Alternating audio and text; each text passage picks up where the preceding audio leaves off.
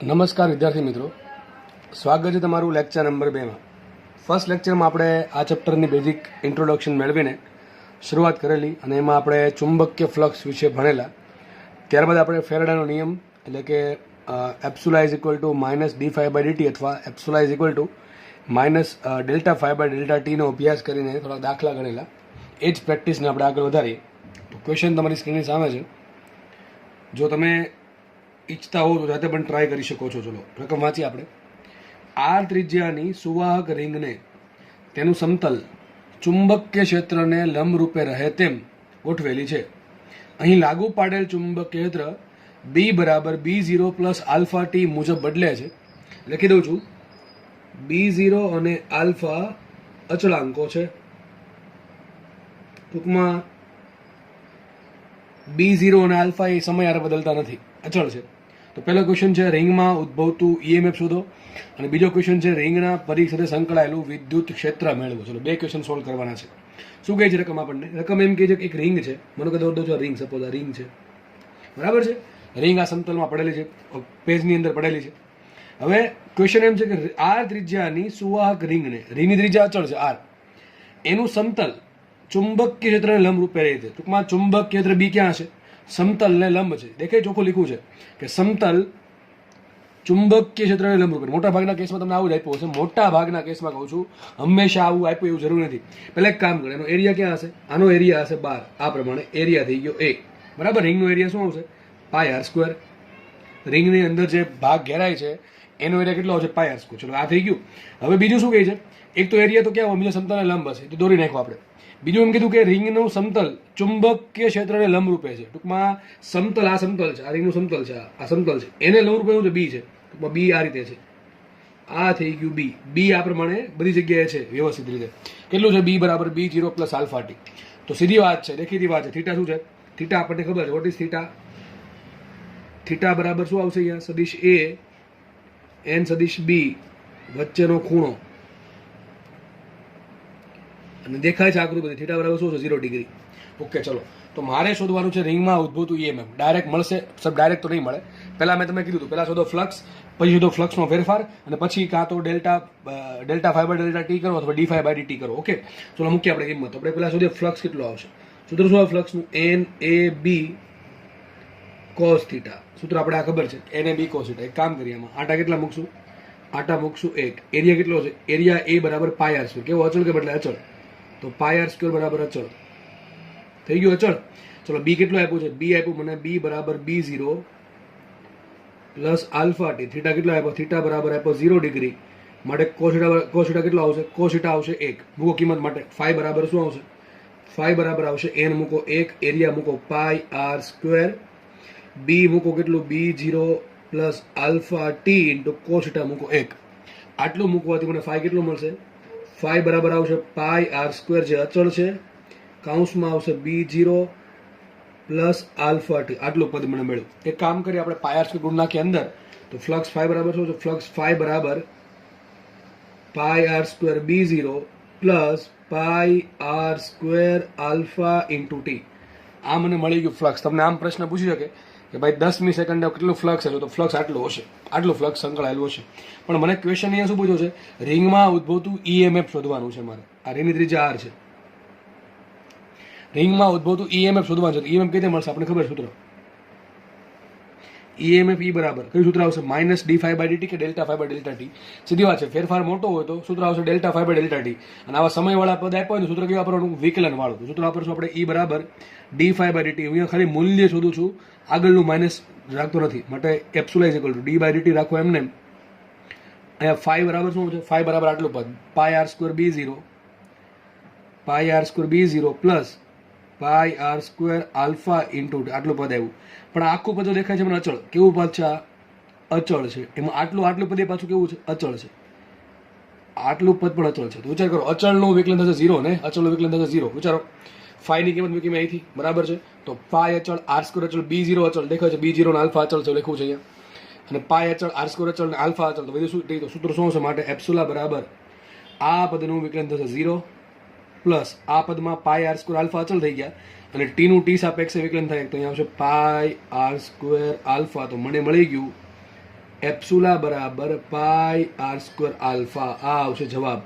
તો રિંગમાં આટલું ઈએમએફ ઉત્પન્ન થાય. આવડે કે ન આવડે? એકદમ ઈઝી દાખલો છે.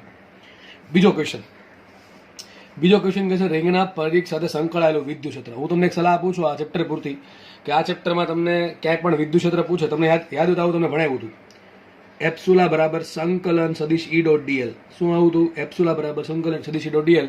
ચેપ્ટર નંબર 2 ની સ્ટાર્ટિંગમાં જ આવું ભણાવ્યું હતું. વોલ્ટેજ બરાબર સંકલન ઈ ડોટ ડીએલ. એકમ ધન વિદ્યુતભારને અનંત અંતરેથી આપેલ બિંદુ સુધી લાવવા માટે વિદ્યુત ક્ષેત્રની વિરુદ્ધમાં કરવા પડતા કાર્યને તે બિંદુ પાસેનું શું કહેવાય? વોલ્ટેજ. કે આવું ભણાવ્યું હતું. એટલે ટૂંકમાં એક કાર્ય છે આ. પણ અહીંયા આપણે માનશું કે વિદ્યુત ક્ષેત્ર અચળ છે. સૂત્ર શું વાપરશું? યાદ રાખજો. સૂત્ર વાપરવાનું તમારા વી બરાબર ઈડી. યાદ છે ને? વી બરાબર ઈડી યાદ રાખજો. સૂત્ર આવશે વી બરાબર ઈડી. પણ આ ક્યારે વપરાય? વિદ્યુત ક્ષેત્ર નિયમિત હોય ને તો જ વાપરી શકો, બાકી વાપરી શકો નહીં. પણ આપણે અત્યારે એવું માની લઈએ છીએ કે વિદ્યુત ક્ષેત્ર અચળ છે, એટલે આપણે વાપરશું વી બરાબર ઈડી પરથી સૂત્ર મૂકવા. તો એપ્સુલા બરાબર શું મળશે? સોરી, એપ્સુલાની ઈ બરાબર શું મળશે? ઈ બાય એપ્સુલા બાય ડી. આવું કેમ કરીએ છીએ? ક્વેશ્ચન નંબર 2 રિંગના પરિઘ સાથે સંકળાયેલું વિદ્યુત ક્ષેત્ર મેળવવાનું છે. એટલે હવે વાત કરવામાં ડી શું આવશે? એપ્સુલા મને મળી ગયું. એપ્સુલા શું છે? પાઈ આર સ્ક્વેર આલ્ફા. કેવું છે? અચળ. કેવું છે? અચળ. બદલાય છે જો અચળ, કારણ કે પાય અચળ, આર સ્ક્વેર અચળ, આલ્ફા અચળ. તો એપ્સુલા અચળ છે. એપ્સુલા અચળ છે એટલે ઈ અને ડી બરાબર. એમાં ડી શું છે? ડી શું છે? રિંગના પરિઘ. તો રિંગનો પરિઘ એટલે આ થયો ને. તો રિંગના પરિઘની લંબાઈ કેટલી હશે? તો લખાય ડી બરાબર 2 આર. શું લખાય? ડી બરાબર 2 ઇન્ટુ કેપિટલ આર. હકીકત તો કરવું આવવું પડે કે એક રિંગ છે, એના પર સૂક્ષ્મ ભાગ લઈએ આપણે બરાબર ડીએલ જેટલો. ડીએલ ની કિંમત અહીંયા મૂકીએ. વિદ્યુત ક્ષેત્ર અને ડીએલ વચ્ચેનો ખૂણો માનો કે 0 ડિગ્રી છે. તો આ સૂત્ર આવશે સંકલન ઈ ડીએલ. ઈ કાઢો બહાર તો શું થાય? સંકલન ડીએલ. સંકલન ડીએલ શું થાય? 2 આર. સંકલન ડીએલ થશે 2 આર. આ એક્ઝેક્ટ રીત છે. હું તમને એમ કહું છું કે ઈ બરાબર epsilon into d, sorry epsilon is equal to E into d. એમાં ડી મૂકી દો 2 આર, મને મળશે ઈ. એક્ઝેક્ટલી ક્યાંથી આવશે? આ રીતે આવશે, સંકલન ડીએલ પરથી આવશે બરાબર ને. મૂકો ઈ ઇઝ ઇક્વલ ટુ એપ્સુલા કેટલા છે? એપ્સુલા છે પાઈ આર સ્ક્વેર આલ્ફા અને ડી કેટલા છે? ડી છે 2 આર બરાબર. ડી કેટલા છે? 2 આર. તો વિદ્યુત ક્ષેત્ર કેટલું મળશે? પાઈ ઉડી ગયા, અહીંયા એક આર ઉડી ગયા, તો શું આવશે અહીંયા? R alpha by 2. આ આવી ગયો તમારો જવાબ બરાબર. કેટલો આવશે? R alpha by 2. આ મોસ્ટ ટાઈમની પ્રશ્ન છે, ઇઝી ક્વેશ્ચન છે બરાબર. અહીંયા ટી આપ્યું છે કે ટી સ્ક્વેર આપણે ટૂંકમાં બીમાં ચાળા કરી નાખે, બીનો ચેન્જ કરી નાખે તમને, એના પરથી એપ્સુલામાં ચેન્જ થાય, એપ્સુલામાં ચેન્જ થાય તો ઈમાં ચેન્જ થાય. મોટાભાગે દાખલો તમને પહેલો પૂછશે કે ભાઈ એપ્સુલા કેટલો હશે. આ ક્યારેક ભાગ્ય પૂછે છે વિદ્યુત ક્ષેત્ર વાળું બરાબર. બાકી દાખલો આજ પૂછશે તમને એપ્સુલા ઇઝ ઇક્વલ ટુ શું આવે. તો દાખલા હવે પૂછશે તો તમને આવડવા જોઈએ. જો તમે જુઓ લાસ્ટ ટાઈમનો દાખલા આપણે થીટામાં ચેન્જ કર્યો હતો, એરિયામાં ચેન્જ કર્યો હતો, અને આજે આપણે બીનો ચેન્જ વાળો દાખલો જો. દાખલો ઇઝી છે, આવડવો ફરજિયાત છે, કઈ દાખલામાં છે નહીં ખાસ બરાબર છે. તો વ્યવસ્થિત જોઈ લેવો, અને તમને પીડીએફ છે આની તમને લિંકમાં મળી જ જશે, એટલે ચિંતા ના કરવી. હવે આપણે ચર્ચા કરીએ આ ચેપ્ટરના અતિ જ મહત્વના ભાગની, જેનું નામ છે મોશનલ ઈએમએફ. એટલે કે ઇમોશનલ નહીં, મોશનલ, ગતિકીય ઈએમએફ. ટૂંકમાં કે ગતિ આવશે.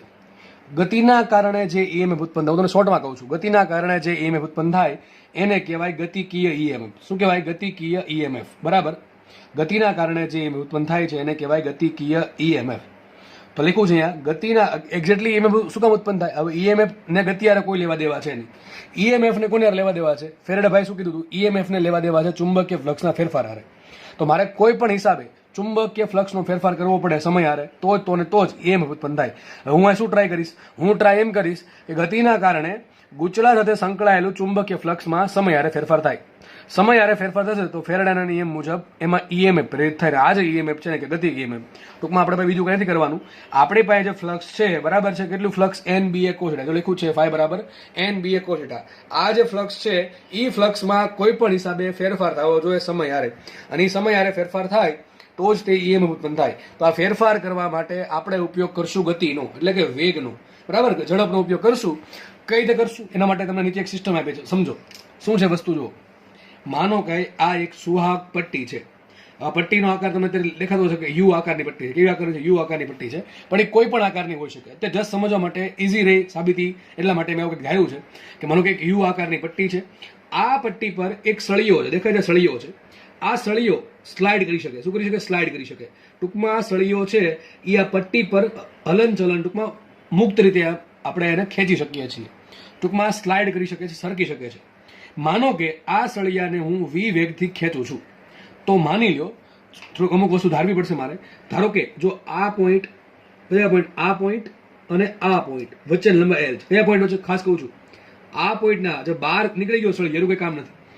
આ પોઈન્ટ અને આ પોઈન્ટ વચ્ચે લંબાઈ એલ છે. ટૂંકમાં સળિયાની લંબાઈ આપી મને એલ. કેટલી લંબાઈ આપી લખી દઉં છું અહીંયા? સળિયાની લંબાઈ. ભાઈ બહુ મહત્વની થિયરી છે. આમાંથી એક ક્વેશ્ચન નહીં 1000 ક્વેશ્ચન પૂછાશે. ટૂંકમાં ઘણા બધા ક્વેશ્ચન આમાંથી સોલ્વ કરવાના છે એક જ થિયરીમાંથી આપણે. એમાં જે આઈએમપી છે તમને કહેતો જઈશ, બરાબર છે, વધારે મહત્વના. તો સળિયા લંબાઈ એલ ધારી લીધી છે. સળિયાનો વેગ છે વી, કોઈ સમયનો વેગ વી છે. મારે શોધવું શું છે? મારે શોધવું છે ઈએમએફ. ઈએમએફ કઈ રીતે મળશે? ફ્લક્સ પરથી. ફ્લક્સનો ફેરફાર શોધો અને વિકલન કરો એનું, એટલે શું મળે તમને? ઈએમએફ મળે. તો મારે આ પ્રમાણે જવાનું છે. તો પહેલાં મારું સ્ટેપ શું છે? ફાઈ શોધવાનું. ફાઈ માટે મારે જરૂર 4 વસ્તુની પડે. એન ની પડે, બી ની પડે, એ ની પડે, થીટા ની પડે. ચલો એન, આટા તો એક જ દેખાય છે, આટા તો એક જ છે, તો લખું છું એન બરાબર 1. આટા તો એક દેખાય છે, ઓકે. વાત કરીએ બી ની. What is B? બી શું છે? બાહ્ય ચુંબક ક્ષેત્ર. હજી લાગુ પાડ્યું જ નથી, ધારો કે લાગુ પાડી દઈએ અને લાગુ પાડું છું અહીંયા નિયમિત, કારણ કે મારે અહીંયા કામ ગતિનું છે.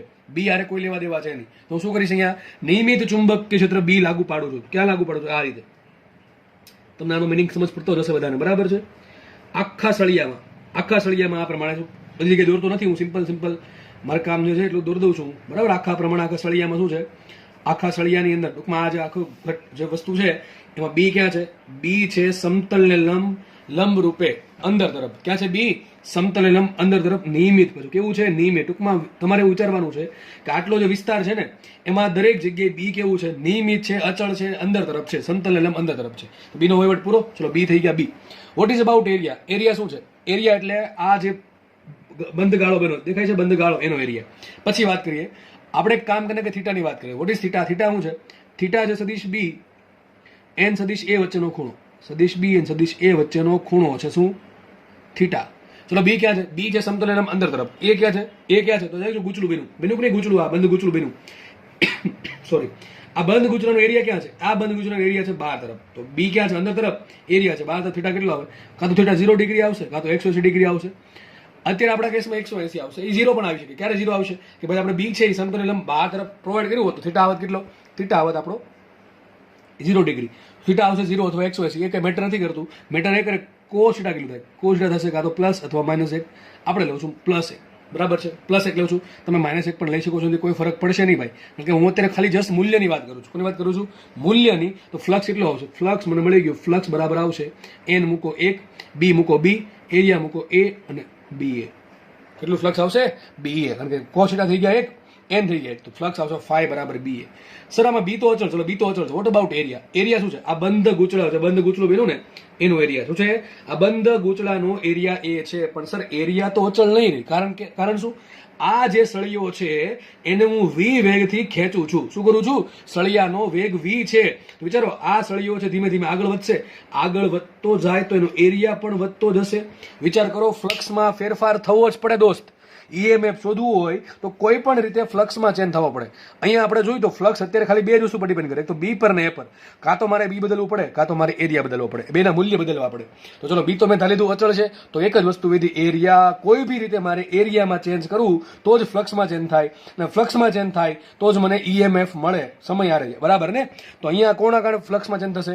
ફ્લક્સમાં ચેન્જ થશે એરિયાના કારણે. એરિયા કોના કારણે બદલે છે? વેગના કારણે. વેગ શું બતાવે? ગતિ. તો એ ગતિના કારણે. તે જોયું એટલે જ ગતિ કીએ ઈએમએફ નામ આપ્યું છે. ફરીથી કહું છું, અહીંયા ગતિના કારણે, વેગના કારણે એરિયા બદલો, એરિયાના કારણે ફ્લક્સ બદલું, અને ફ્લક્સના બદલાવના કારણે તમને ખબર છે ગતિકીય ઈએમએફ ઈ ઉત્પન્ન થશે. તો ચલો વિચારવું પડશે એરિયા. હવે એરિયા આપણને દેખાય છે. એરિયા જે છે એ અત્યારે અચળ નથી. એરિયા શું આવશે? વિચારો એરિયા. તો એરિયા દેખાય છે. એક તો આ લંબાઈ તો એલ જ છે. કીધું ફરતી આ લંબાઈ તો એલ જ છે. કઈ લંબાઈ વધે છે? આ લંબાઈ વધે. સાહેબ આ લંબાઈ વધતી જાય છે. ધારો કે આ લંબાઈ કોઈ સમય કેટલી છે? એક્સ. કેટલી લંબાઈ છે?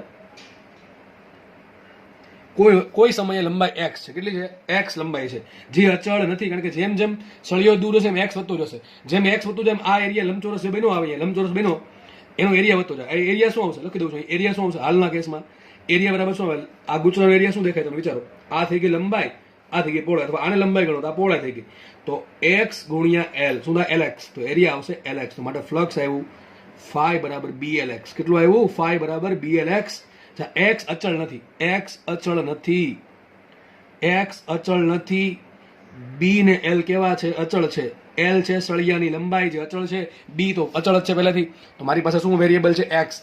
યાદ કરો, વેગ જેમ જેમ વેગના કારણે સળિયો દૂર જશે, આ બાજુ જશે. એ એવું જરૂર નથી કે વેગ આમ જ હોય, વેગ આમ પણ હોય શકે. ભાઈ વેગ આમ પણ હશે ને આમ પણ.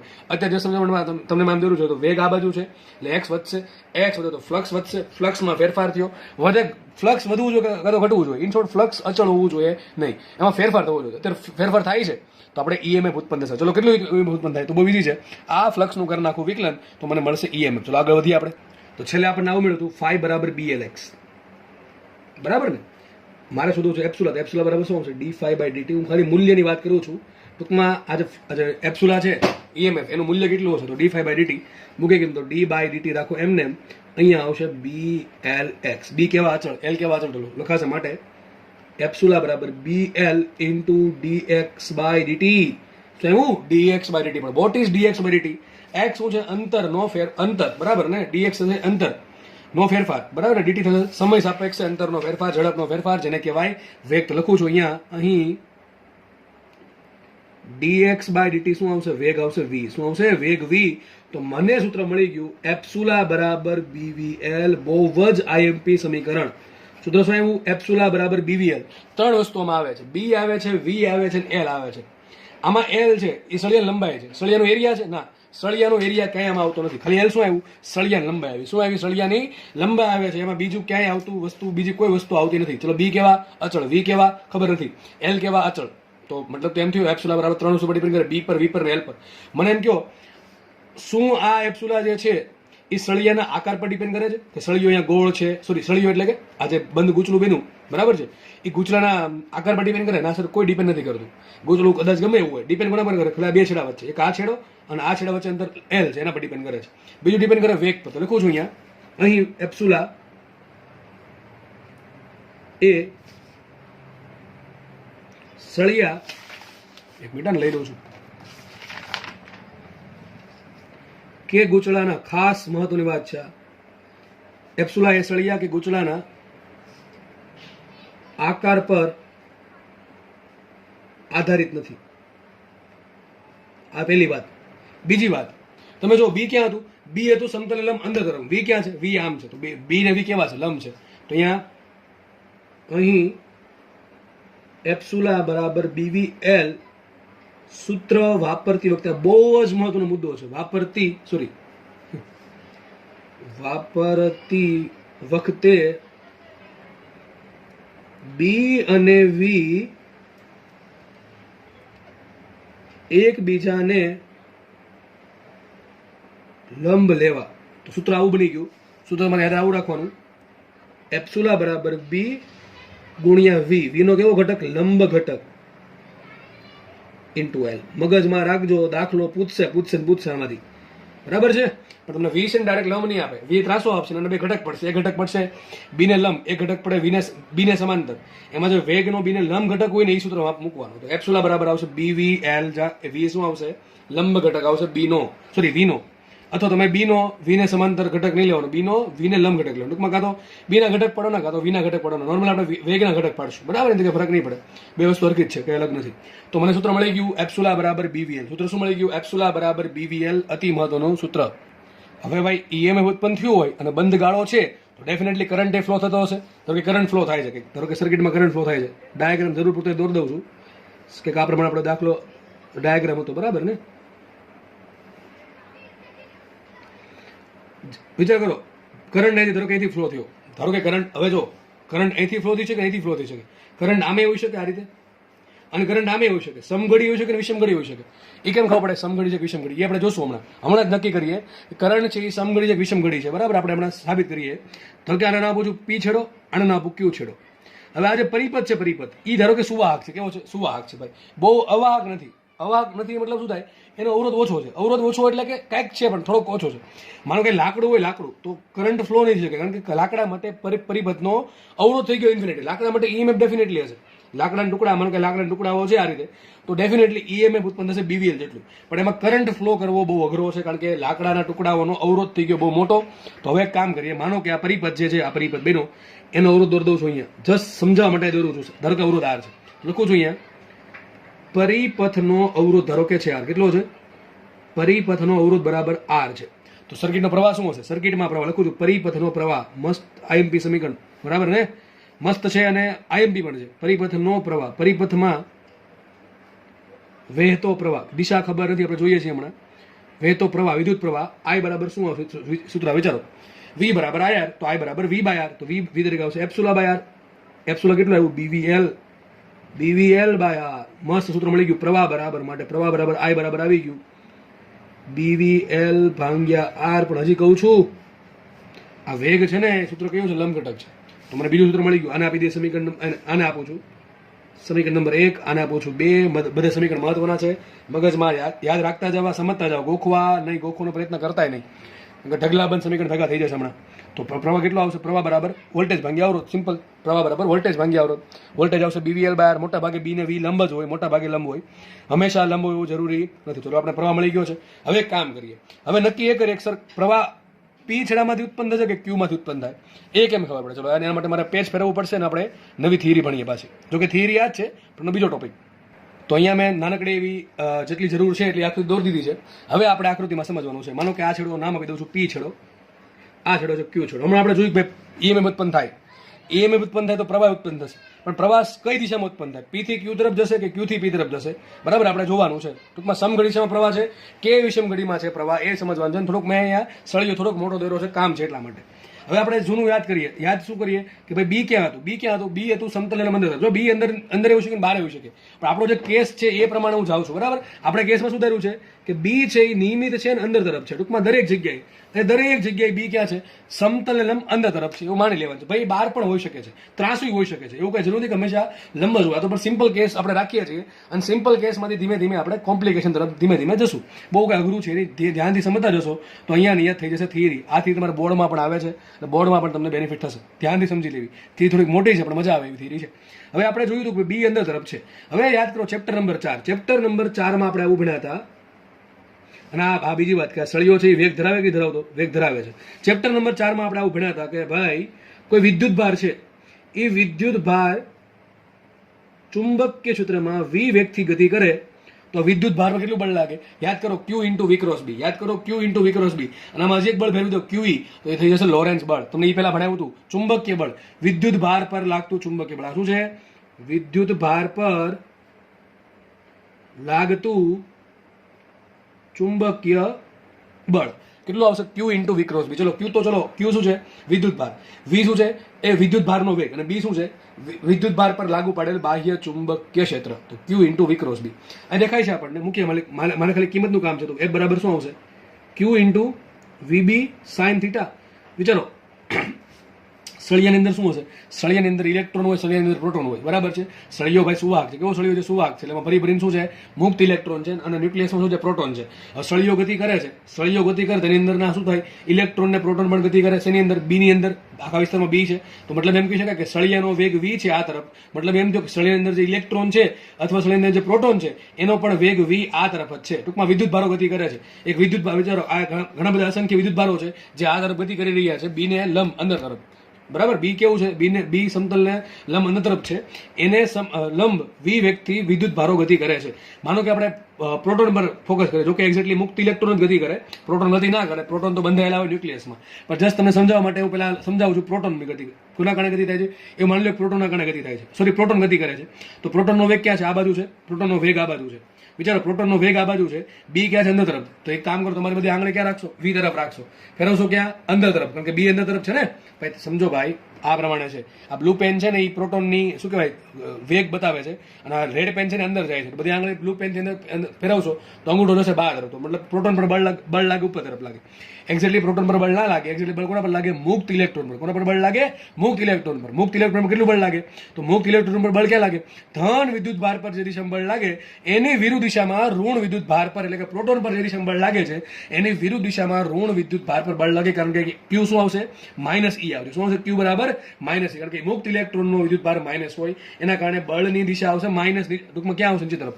ઇન શોર્ટ કહેવાય એમ માંગુ છું, તમે વી ક્રોસ બી કરશો ને તો અંગૂઠો આવશે ઉપર તરફ. ટૂંકમાં પ્રોટોન પર બળ લાગે ઉપર તરફ અને ઇલેક્ટ્રોન પર બળ લાગે નીચે તરફ. મતલબ એમ થયો કે જે આખા સળિયામાં જે મુક્ત ઇલેક્ટ્રોન છે એના પર બળ ક્યાં લાગે? નીચે તરફ બળ લાગે. એટલે બધા ઇલેક્ટ્રોન શું કરે? મુક્ત ઇલેક્ટ્રોન બધા ક્યાં ભેગા થશે? અહીં ક્યુ છેડા પર ભેગા થાય. મતલબ કે આ છેડો થશે કેવો? ઋણ વિદ્યુત ભારિત. અહીંયા તમને થોડુંક મુક્ત ઇલેક્ટ્રોન દોર દઉં છું, બરાબર છે, સમજવા માટે. ઘણી બધી સંખ્યામાં હોય, આપણે થોડાક દોર્યા છે. હવે વિચારો અહીંયા પહેલા શું હતું, જેટલા આખા સળિયામાં વ્યવસ્થિત રીતે ગોઠવણ હોય, મુક્ત ઇલેક્ટ્રોનની પ્રોટોનની બધાની, એટલે વિદ્યુત ભાર વ્યવસ્થિત રીતે વેચાયેલો હોય, આપણે બળ લાગ્યું એટલે બધા ભેગા થઈ ગયા નીચે, તો ઉપર એટલે તો ધરુદ ઉપર ખુલ્લો થાય, અહીંયા ખુલ્લો થશે વિદ્યુત ભાર. તો આ પ્રમાણે આપણો કેસ જે છે, આપણો કેસ શું છે કે બી અંદર તરફ છે ને વી છે આ જમણી બાજુ છે. ભાઈ જો આપણો કેસ પ્રમાણે કહું છું, દર વખતે પી છેડો ધન જ હોય ને ક્યુ છેડો ઋણ જ હોય જરૂરી નથી. જસ્ટ તમને આપણો કેસ જે છે, આપણા કેસમાં બી કે લીધું, બી લીધું અંદર ને વી લીધું આમ, બરાબર છે. તમે ઊંધું થઈ શકે, કારણ કે બી બહાર લ્યો તો આખી આકૃતિ ઉલટાઈ જશે. વેગ બી આમ ને અંદર લ્યો પણ વી આમ હોય તો પણ ઉલટાઈ જશે, બરાબર છે. તો આમાં ઘણા બધા કેસ મળે. આપણે તમને એક કેસ સમજાવું છું. તો આવું થઈ ગયું ભાઈ. તો થયું શું છે એટલે કે અહીંયા ઉપરનો છેડો પી છે ધન થયો, ક્યુ છે કેવો થયો, ઋણ થયો. તો વિચાર કરો, આ તો પહેલા જેવું થયું, બેટરી જેવું. કોના જેવું થયું? બેટરી જેવું થયું સાહેબ. કઈ બેટરી? કે આવી બેટરી છે. વિચારો, બેટરી જેવું થઈ ગયું કે પી છેડો કેવો ધન, ક્યુ છેડો કેવો ઋણ. તો પી છેડો ધન, ક્યુ છેડો ઋણ, અને આ બાકીની સર્કિટ એમને એમ રાખી દઈએ. અને આ બેટરીનું ઈએમએફ કેટલું છે સર? આ બેટરીનું છે બીવીએલ. કેટલું છે? બીવીએલ છે. કેટલું છે? આ બેટરીનું ઈએમએફ બીવીએલ છે. અને આ સર્કિટનો પ્રવાહ કેટલો છે? સોરી, આ સર્કિટનો અવરોધ કેટલો છે? સર્કિટનો અવરોધ છે આર. સર્કિટનો અવરોધ કેટલો છે?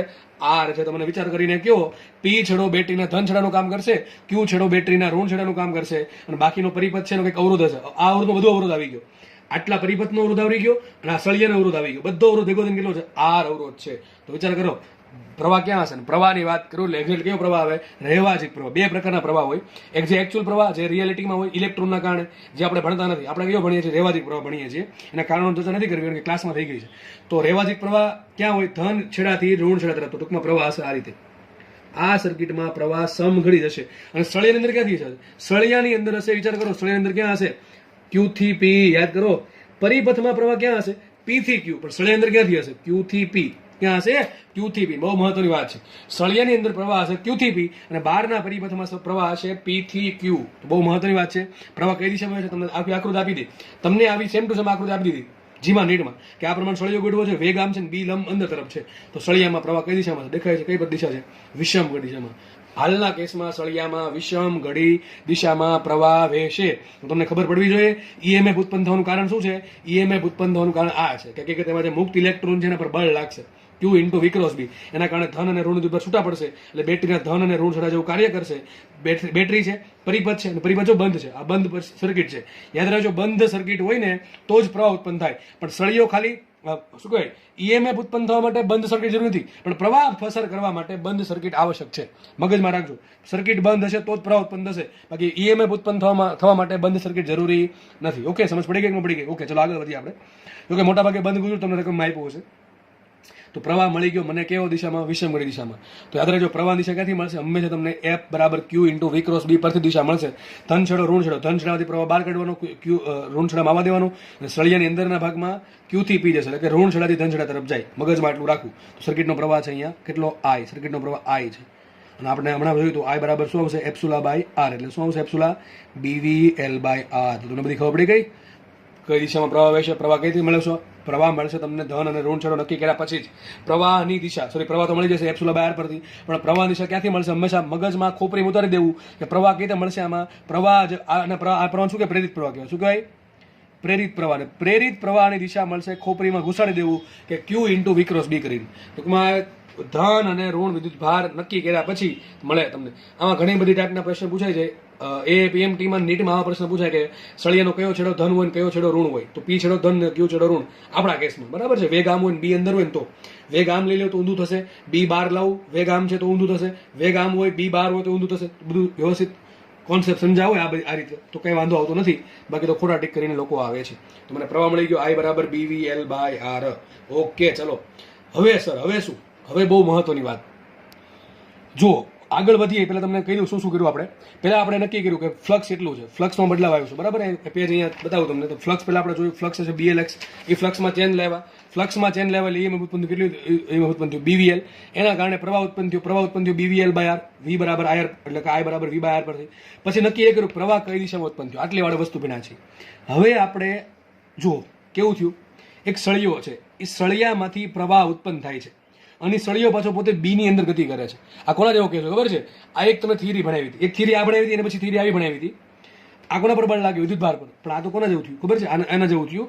એક સળિયો છે, એ સળિયામાં વિદ્યુત પ્રવાહ I ઉત્પન્ન થાય છે અને I જેટલો પ્રવાહ ધારિત સળિયાને જ્યારે બાહ્ય ચુંબકીય ક્ષેત્રમાં મૂકવામાં આવે ત્યારે એ સળિયા પર વિદ્યુત ચુંબકીય બળ લાગે. આ તો વિદ્યુત ભાર પર બળ લાગે.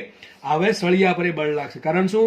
સળિયા પર બળ લાગવાનું કારણ શું? અહીંયા છે P છેડો, અહીંયા છે Q છેડો અને સળિયામાં આ રીતે I જેટલો કરંટ ઉત્પન્ન થાય છે અને B આખા સળિયામાં લાગુ પાડેલ છે. આખા વિસ્તારમાં B લાગુ પાડેલ છે. કેવું? નિયમિત અચળ અંદર તરફ. બરાબર છે? તો આ B છે, પ્રવાહ છે અને સળિયા લંબાઈ કેટલી છે? સળિયા લંબાઈ છે L અને L લંબાઈના સળિયો, L લંબાઈનો પ્રવાહધારિત સળિયાને જ્યારે બાહ્ય ચુંબકીય ક્ષેત્રમાં મૂકવામાં આવે ત્યારે સળિયા પર ચુંબકીય બળ લાગે. કોના પર બળ લાગે? સળિયા પર. સૂત્ર શું છે? સળિયા પર લાગતું ચુંબકીય બળ. ભાઈ કોન્સેપ્ટ ક્લિયર હશે તો જ આવડશે. IL ક્રોસ B યાદ કરો. વિદ્યુત ભાર પર બળ લાગે Q × V ક્રોસ B, ત્યારે સળિયા પર બળ લાગે IL ક્રોસ B. આના પરથી ખાસ બે વસ્તુ, એક સળિયો અહીંયા, એક સળિયો અહીંયા, બે વચ્ચે કેટલું બળ લાગે એ બધું તમને સમજાવેલું છે, ધ્યાનથી સમજવું. IL ની દિશા કઈ રીતે નક્કી કરવો? તો IL દિશા ક્યાં હશે? જે દિશામાં પ્રવાહ છે એ દિશામાં IL દિશા હશે. B ક્યાં છે? સમતલ લંબ અંદર તરફ. તો સળિયામાં બળ કેટલું હોય? દિશા કરી ગયો. થીટા બરાબર શું છે? થીટા બરાબર 90. થીટા શું છે? IL અને B વચ્ચેનો ખૂણો છે. કોની વચ્ચે ખૂણો છે? IL અને B વચ્ચેનો ખૂણો. કેટલો થઈ ગયો? થીટા બરાબર 90. સૂત્ર શું હશે? માટે સળિયા પર બળ લાગશે FM બરાબર ILB sin 90. કેટલું લાગશે? ILB sin 90 degree. તો માટે બળ લાગશે FM બરાબર ILB. તો સળિયા પર બળ લાગ્યું આટલું ILB. વિચાર કરો કહાની ક્યાં ભોગી ગઈ? જુઓ, પેલા ફ્લક્સમાંથી EMF, EMFમાંથી પ્રવાહ હુકમ ઉત્પન્ન થયો. તો એનું બેઝિક અહીંયા છે, વિદ્યુત ભારની ગતિના કારણે. અને સળિયામાં પ્રવાહ ઉત્પન્ન થયો, સળિયાની પાસે લંબાઈ છે, સળિયા પાસે પ્રવાહ છે અને બાહ્ય B છે. તો સળિયામાં પોતાનું બળે લાગતું હશે. સળિયામાં કેટલું બળ લાગશે? IL cross B. કેટલું બળ લાગે? IL cross B. અને અહીંયા IL દિશા ક્યાં હોય? પ્રવાહ દિશામાં. તો IL ઉપર તરફ છે, B અંદર તરફ છે, બે વચ્ચે ખૂણો 90 ડિગ્રી છે. સૂત્ર પાડશું આને આપણે. A ક્રોસ B નું સૂત્ર શું હોય? AB sin θ. સૂત્ર શું છે? ILB sin θ. sin θ માં થીટા કેટલો લેશું? 90. તો બળ લાગશે ILB. કેટલું બળ લાગશે? ILB. તો સળિયામાં આટલું બળ લાગે છે. સર બળ તો સદિશ રાશિ છે, આ તો મૂલ્ય આવ્યું ILB. દિશા ક્યાં છે? ચલો દિશા નક્કી કરી નાખી. વિચાર કરો, સળિયામાં પ્રવાહ ક્યાં છે? દિશા ક્યાંથી ક્યાં મળશે? IL ક્રોસ B કરતી મને દિશા મળશે. તો પહેલા આપણે કામ કરીએ. IL ઉપર તરફ છે, બરાબર? માનો કે આ સળિયો છે, IL ઉપર તરફ છે, B ક્યાં છે? અંદર તરફ છે. તો બધી આંગળી ક્યાં રાખશું? IL તરફ. ફેરવશો કે અંદર તરફ? અંગૂઠો આ બાજુ આવશે. ખબર ન પડે તો ભાઈ બધી આંગળી ક્યાં રાખશું? IL તરફ.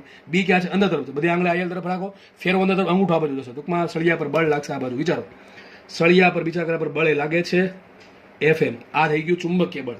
લખી નાખું, સળિયા પર લાગતું ચુંબકીય બળ છે કયું? FM.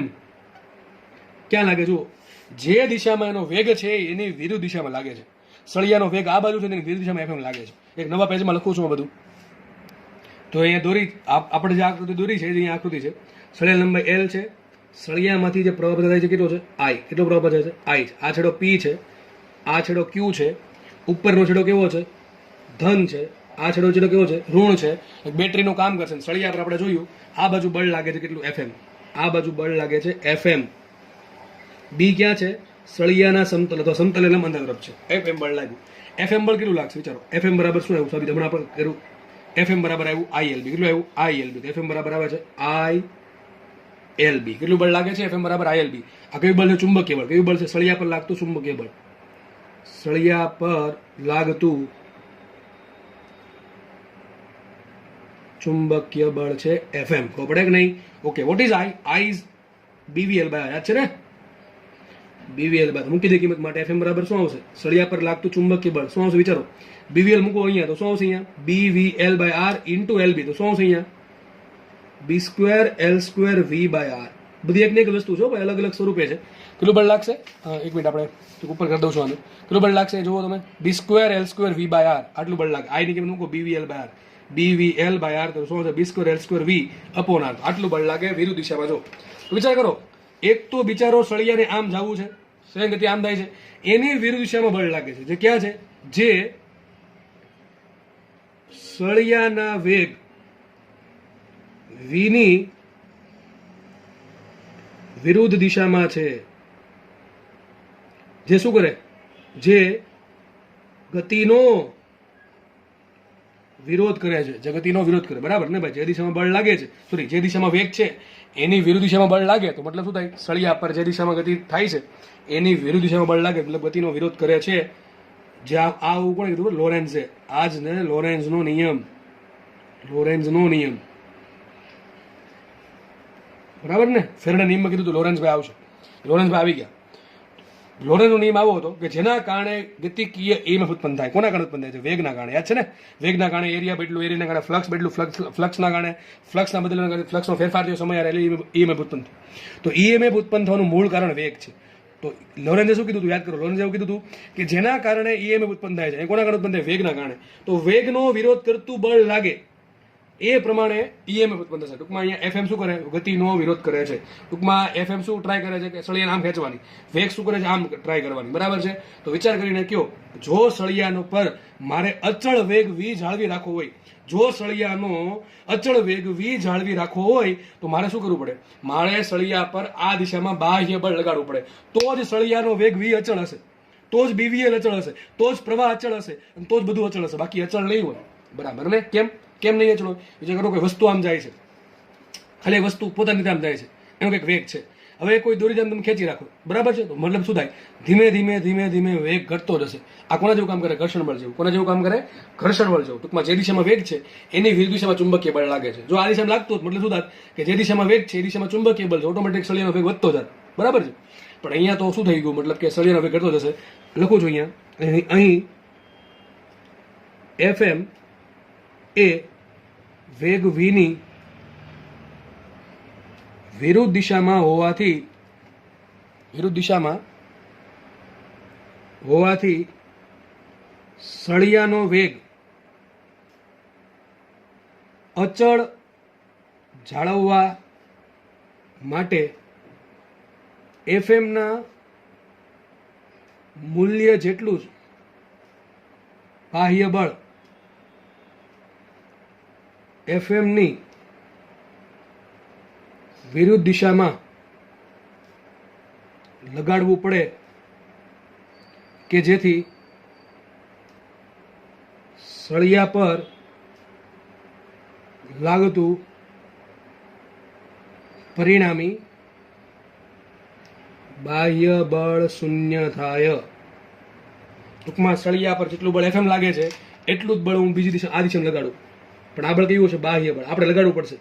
જો આપણે એવું ઈચ્છતા હોય કે સળિયો છે એ અચળ વેગ v થી ગતિ કરતો હોય તો મારે આ બાહ્ય બળ લગાડવું પડશે.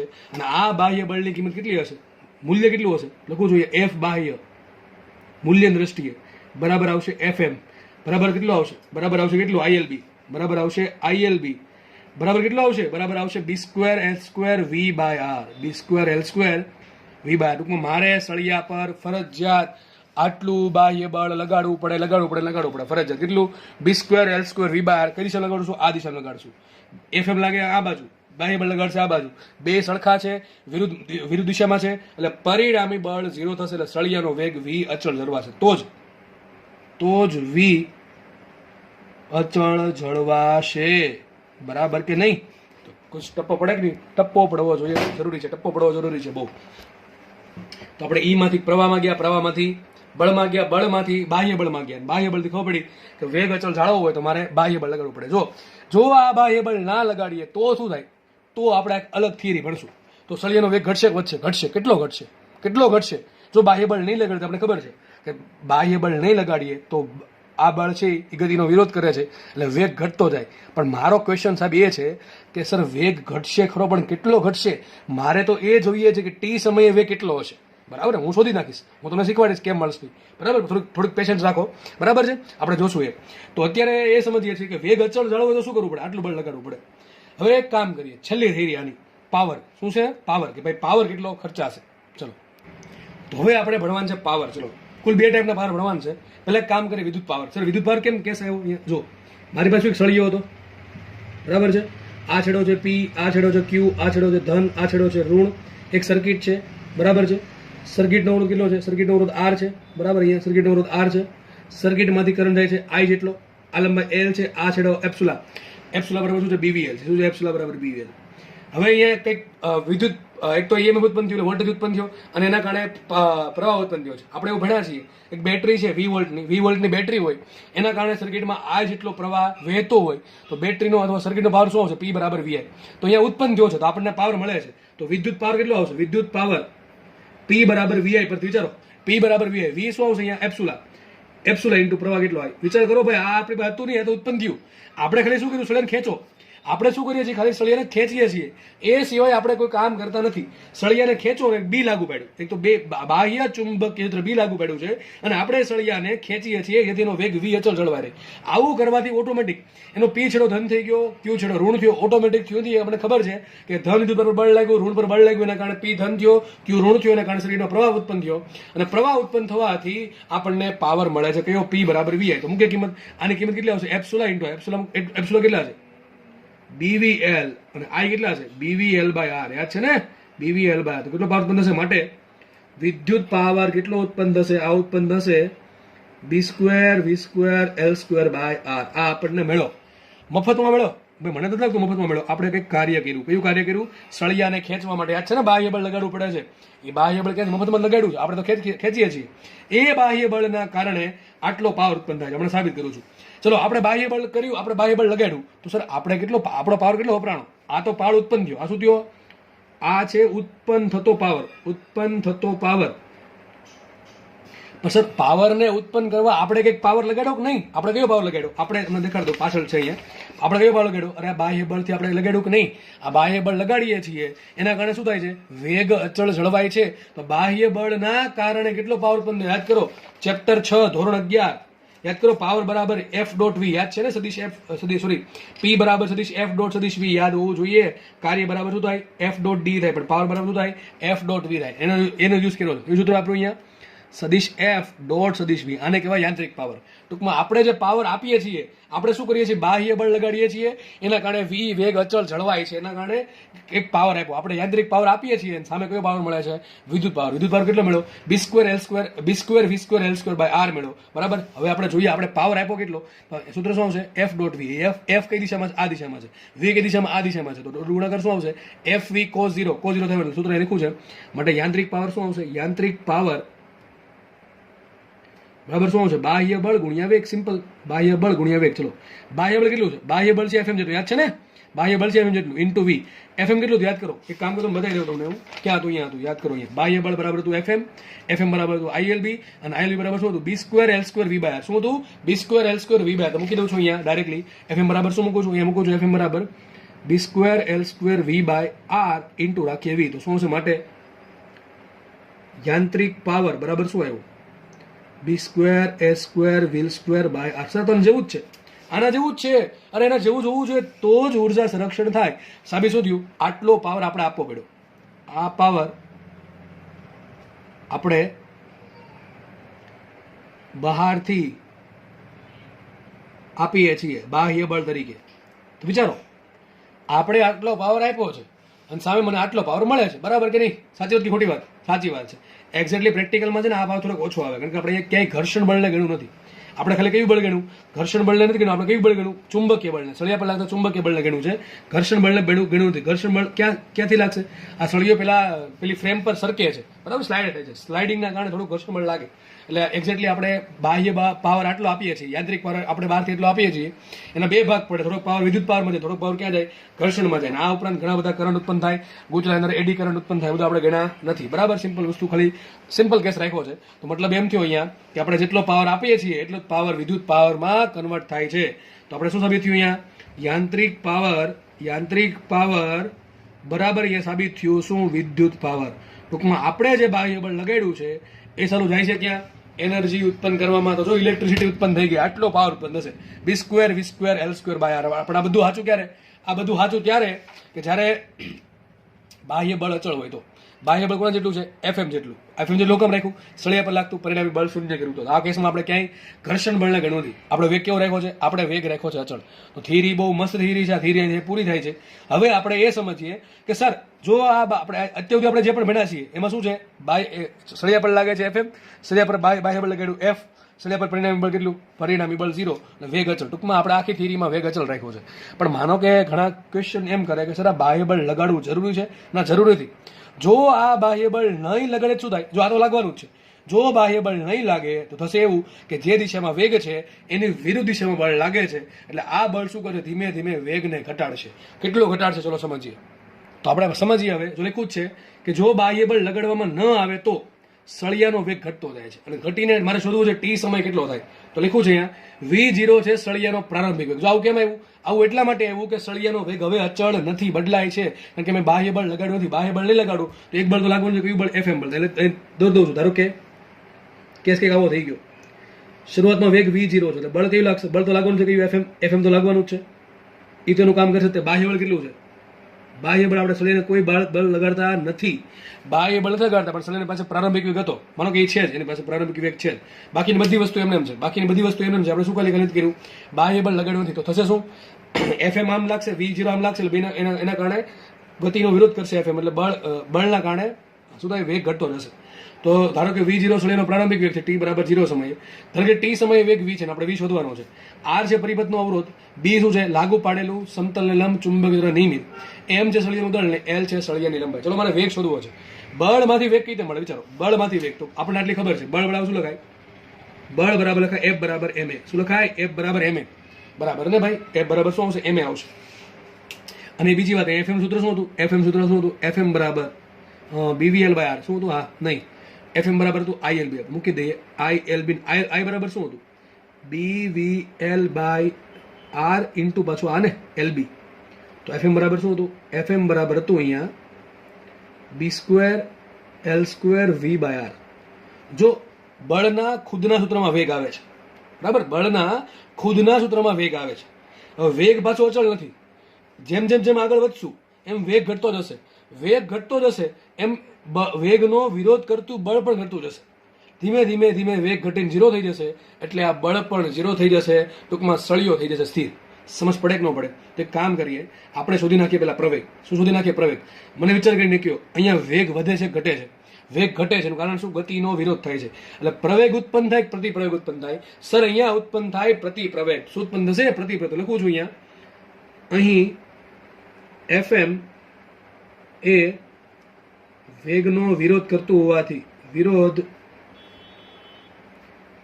હોવાથી વેગ ઘટશે, જેથી સળિયામાં પ્રતિપ્રવેગ એ ઉત્પન્ન થશે. એટલે સૂત્ર શું લખીશું? fm બરાબર માઇનસ m. શું લખીશ? માઇનસ. આ માઇનસ શું બતાવે છે? માઇનસ બતાવે સળિયામાં પ્રતિપ્રવેગ ઉત્પન્ન થયો. હવે કાંઈ નથી કરવાનું. અહીંયા વેગ છે, અહીંયા છે. f બરાબર શું લખાય? યાદ કરો, ma. અને a બરાબર શું લખાય? એક કામ કરો, આપણે આગળ વધતા પહેલા એને સરખાઈ દઈએ. તો શું આને આપી દીધું સમીકરણ નંબર 1, આને આપી દીધું સમીકરણ નંબર 2. અરે ભાઈ, આટલું બળ સળિયા પર લાગે છે અને આટલું જ બળગતિનો વિરોધ કરે છે. તો બેને ભેગા કરવાના છે. સરખાવો બેને, વાત થાય પૂરી. તો શું આવશે અહીંયા? બે સમીકરણ 1 બરાબર 2 હતા. કારણ કે એક પેલું સમીકરણ શું આપે? આટલું બળ લાગે છે આ દિશામાં. અને આ શું કહે છે? પ્રતિપ્રવેગ. સળિયાનું દળ કેટલું છે? સળિયાનું દળ છે દળ m. સીધી વાત છે ભાઈ. ન્યૂટનનો ગતિનો બીજો નિયમ કે ભાઈ, જો કે ડાયરેક્ટ નથી કહેતો આવું ક્યારે વાપરી શકો તમે? જ્યારે દળ અચળ હોય તો. બાકી વાપરી શકો નહીં. બાકી સૂત્ર શું આવે? બળ બરાબર આવે દળ ગુણ્યા dv/dt. યાદ છે ને? m × dv/dt આવશે. સોરી, એમ જ કહેવાય આપણે. સૂત્ર આવશે v × dm/dt. ઓકે. બીજું બળના બે સૂત્ર છે. ન્યૂટનના ગતિના નિયમ પરથી બળના બે સૂત્ર આવે. એક આવે m × dv/dt, જેને કહેવાય ma, બરાબર? અને એક આવશે v × dm/dt. બરાબર છે? એ રોકેટના કેસમાં લાગુ પડે. અત્યારે લાગુ આ પડશે. તો આ બળ ને આ બળ બે કેવા સરખાવીએ આપણે. શું હશે અહીંયા? b²l²v/r બરાબર શું આવ્યું? Minus m × a. બરાબર કે નહીં? હવે શું કરીએ? મારે શોધવાનું છે વેગ. આ સમીકરણમાં v અહીંયા છે. b કેવું? અચળ. b અચળ લખતો જાઉં છું. b લંબાઈ કેવી? અચળ. અવરોધ કેવો? અચળ. જો કે અવરોધ અચળ ના રહે, પરિપથ જેમ જેમ મોટો થાય અવરોધ વધતો છે, પણ હું લઈ લઉં છું અચળ. અને એમ આ બધી વસ્તુ કેવી? અચળ છે. સર પ્રવેગ અચળ છે કે નહીં? ડિપેન્ડ કરે બળ પર. બળ અચળ છે? ના સર, બળ અચળ નથી. જો બળ અચળ નથી. આ અચળ નથી. બળ અચળ નથી. એ અચળ નથી. કારણ શું? બળ અચળ નથી. f બરાબર ma. બળ અચળ હોય તો પ્રવેગ અચળ. પ્રવેગ અચળ કેમ નથી? બળ અચળ નથી. એટલે બળ અચળ કેમ નથી? બળના પોતાના સૂત્રમાં વેગ આવે છે. વેગ ઘટતો છે એટલે બળે ઘટતો છે. પ્રવેગ અચળ નથી. આપણે આને અચળ કાઢી શકીએ નહીં. તો મારે આ કાઢવો પડે. મારે શોધવાનું છે મારે શોધવાનું છે વેગ. તો સૂત્ર શું? યાદ કરો, a બરાબર dv/dt. શું આવે? dv/dt. એક કામ કરું, આની કિંમત મૂકી દઉં અહીંયા. સૂત્ર બની ગયું શું? b²l²v ના છેદમાં r બરાબર માઇનસ m dv/dt. ખબર પડે કે ન પડે? આ આવી ગયું b²l²v/r બરાબર એમને માઇનસ એમને એમને. અને એ બરાબર શું મૂક્યું? dv/dt. આવું કેમ કર્યું? એ ભાઈ મારે વેગ શોધવો છે. પ્રવેગ કેટલો હતો? પ્રવેગ તમને ક્વેશ્ચન પૂછાય કે ભાઈ સળિયો આ પ્રમાણે ગતિ કરે છે, બાહ્ય બળ લાગતું છે નહીં, તો જ્યારે એનો વેગ v હોય ત્યારે પ્રવેગ કેટલો તો ક્યાં આવશે? છેદમાં આવશે. એમ આવશે, છેદમાં આગળ આવશે માઇનસ, તો પ્રવેગ તમને મળી જશે. કેટલો પ્રવેગ આવશે? માઇનસ b²l² v ના છેદમાં mr. એ માઇનસ શું બધા પ્રતિ પ્રવેગ છે, પ્રવેગ મળી ગયો. પણ મારે પ્રવેગ નથી કામ, મારે કામ છે બળનું. મારે શોધવું છે. તે કામ કરું છું, આ પેજની મારે જરૂર પડશે, આની પાછળના પેજમાં લખું છું, આ સૂત્ર ડાયરેક્ટ ઉઠાવું છું, બરાબર. b²l² v/r બરાબર -mdv/dt. ચલો લખી દઉં છું અહીંયા સીધું જ લઈ લઉં છું, એટલે મને મળી જશે વેગનું સમીકરણ. તો મૂકીએ આપણે ફટાફટ. શું છેલ્લે આવ્યું?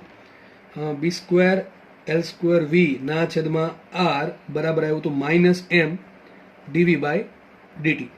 આપણે વેગ શોધવો છે, તો એક કામ કરીએ, dt વાળું પદ લાવો આ બાજુ, વેગ વાળું પદ લાવો આ બાજુ, -m જાવ તો શોધવા અહીંયા. તો શું આવશે? અહીંયા આવશે માઇનસ b²l² છેદમાં mr ઇન્ટુ અહીંયા આવશે dt ઇઝ ઇક્વલ ટુ શું છે? 1/v ઇન્ટુ dv બરાબર આટલું આવશે.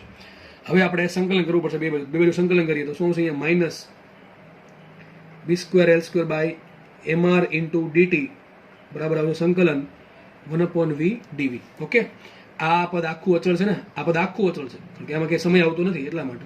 તો આખું બધું બહાર લઈ લે. માઇનસ b²l² બાય mr અહીંયા આવશે dt નું, એટલે કોઈનું વધે એક વધે, એકનું સંકલન થાય t, અને લિમિટ શું આવશે? 0 થી t બરાબર. મારે 0 સમય વેગ કેટલો હતો એ મૂકશું આપણે, મારે t સમય વેગ શોધવો છે. આ 1/v નું સંકલન શું થાય? lnv બરાબર. શું થાય? lnv. અને લિમિટ શું આવશે? t બરાબર 0 સમય જ્યારે હતો ત્યારે વેગ હતો પ્રારંભિક v0. હવે ધારો કે t બરાબર t સમય વેગ થાય છે v, આપણે v શોધવાનું છે. ઓકે, લિમિટ મૂકીએ તો શું આવશે? અહીંયા માઇનસ b²l² t બરાબર ને, t -0 t ના છેદમાં mr બરાબર. અહીંયા શું આવશે? ln v બરાબર ને, પેલા v દેખાઈને v મૂકો, માઇનસ આવશે ln v0. એટલે આને શું લખાશે? આને લખાશે ln v/v0. તો સૂત્ર સાબિત થઈ ગયું, ln v/v0 બરાબર આટલું પદ આવ્યું. અહીંયા લખી નાખું છું હું, તો છેલ્લે સાબિત આવું થયું, ln v/v0 બરાબર માઇનસ b²l² t/mr. તો અહીંયા આવશે માઇનસ b²l² t/mr. ઓકે, મારે શોધવાનું છે v.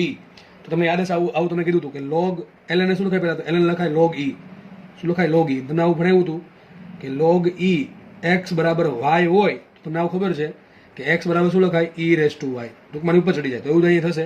આને શું લખાય? log e લખાય, અને e ની ઘાત થઈ જશે આ, તો લખાશે અહીંયા v ના છેદમાં v0 બરાબર e⁻ b²l² t/mr. તો છેલ્લે કરતા બનાવે v ને, તો v બરાબર આવશે v બરાબર v0 e⁻ b²l² ના છેદમાં mr ઇન્ટુ t. વિચારો, જેમ જેમ સમય મોટો, એમાં જો આ બધી વસ્તુ અચળ છે, b² અચળ, l² અચળ, m અચળ, r અચળ. m છે દળ, r છે અવરોધ, l છે લંબાઈ, b છે બાહ્ય નિયમિત ચુંબકીય દ્રવ્ય, અને માઇનસ અને t સમય છે. વિચારો કરો, આગળનું પદ અચળ, જેમ જેમ જેમ જેમ સમય મોટો એમ ઘાત મોટી, ઘાત માઇનસમાં મોટી. એવું લાગે તો ક્યાં જવા દો? છેદમાં જવા દો. છેદ વધતો જશે, છેદ વધતો જશે, વેગ ઘટતો જાય. તો વેગનો આલેખ કેવો આવે? પૂછે તમને, વેગનો આલેખ કેવો આવશે ભાઈ? એક્સપોનેન્શિયલ આવે, એટલે વેગનો આલેખ આવો જ આવે. એટલે સોરી, અડશે નહીં હો ભાઈ, અડશે નહીં. કંઈ કામ કરું છકી નાખું, ભૂલ પડી ગઈ. v વિરુદ્ધ સમયનો આલેખ. ચલો, સમય જ્યારે 0 તો વેગ કેટલો હતો? v0 ને, વેગ હતો v0 શરૂઆતમાં. ધીમે ધીમે વેગ ઘટતો જશે, કોઈ સમય 0 થઈ જશે બરાબર. આવો આલેખ આવશે. ઘણી બધા સૂત્ર આવું પણ લખ્યું હોય, v બરાબર v0 exp. exp એટલે કે e ની ઘાત, એમ સમજવાનું છે. તો તમે કીધું છે બધું, b²l² mr ઇન્ટુ, અથવા આવું પણ લખાય ને, v બરાબર v0 ના છેદમાં e ની કેટલી ઘાત? b²l² mr into t. તો ટૂંકમાં આ સૂત્ર મુજબ વેગ ઘટતો જશે.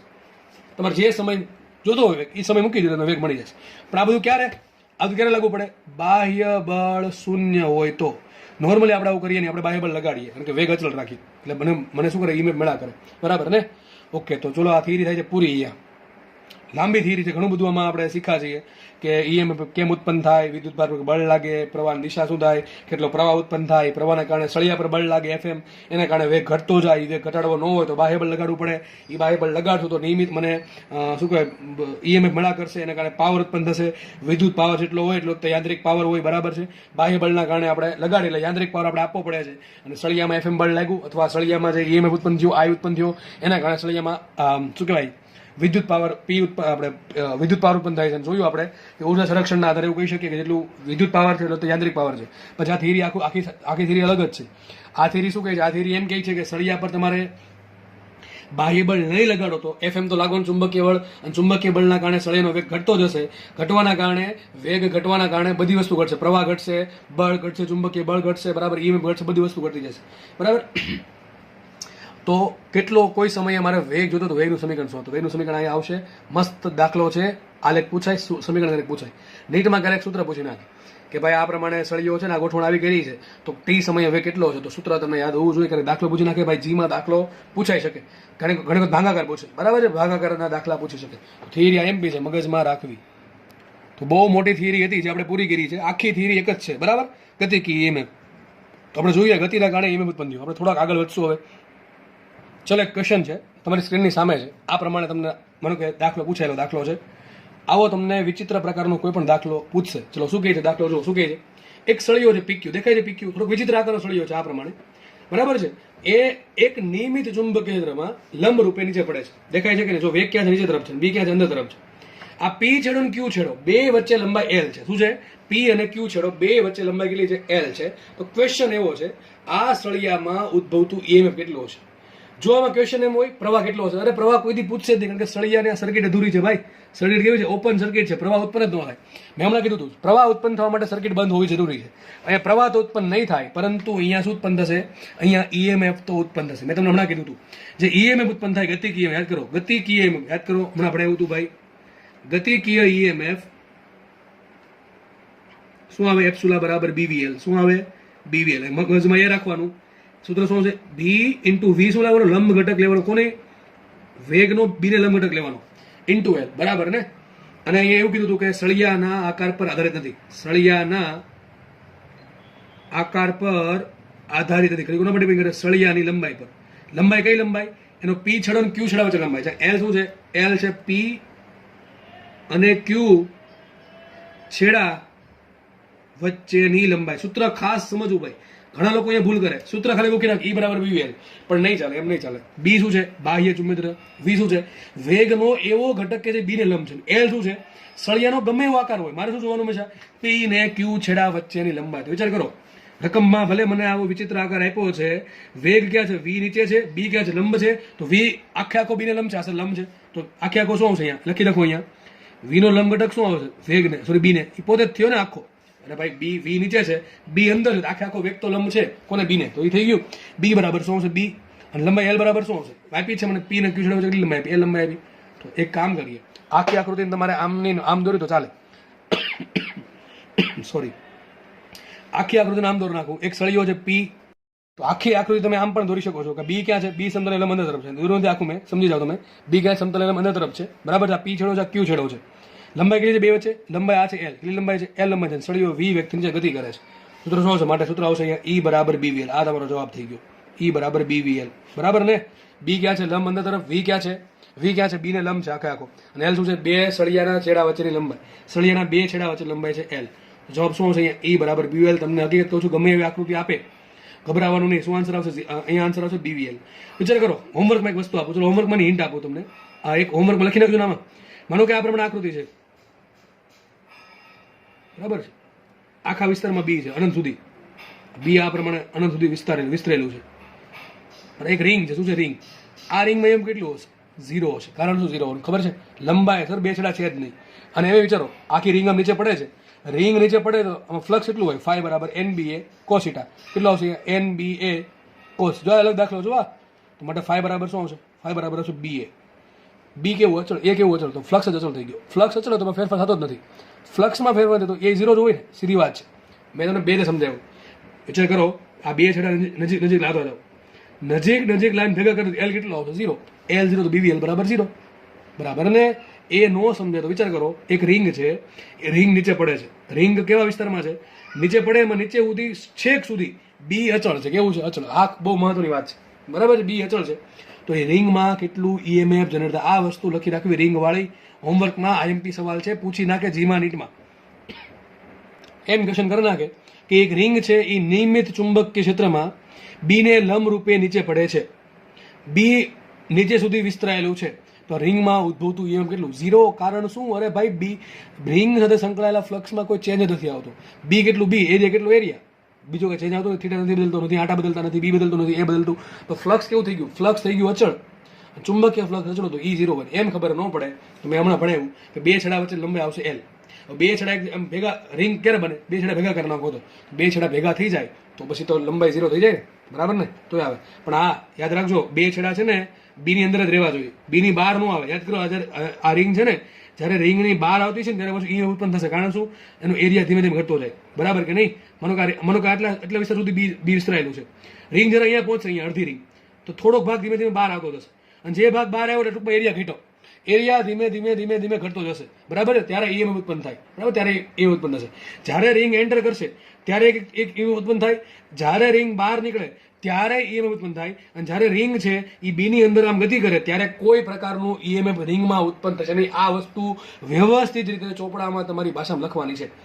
જ્યારે એન્ટર થાય ત્યારે ધીમે ધીમે એરિયા છે એ વધતો જશે, અંદરનો એરિયા, બરાબર? આમ વિચારો, આટલી રિંગ, આટલી રિંગ, આટલી રિંગ, આમ ધીમે ધીમે નીચે જશે એમ એરિયા વધતો ગયો બીની અંદરનો, અને એરિયા વધ્યો એટલે ફ્લક્સમાં ચેન્જ આવ્યો, બરાબર? એટલે ઈએમએફ ઉત્પન્ન થશે.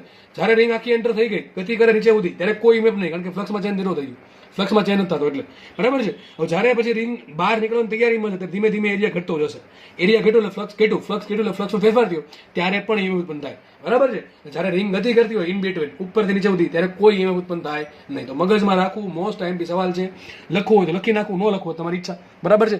તો લેક્ચર અહીંયા રાખીએ, આપણે નેક્સ્ટ લેક્ચરમાં આપણે આગળ વધશું. જય હિન્દ.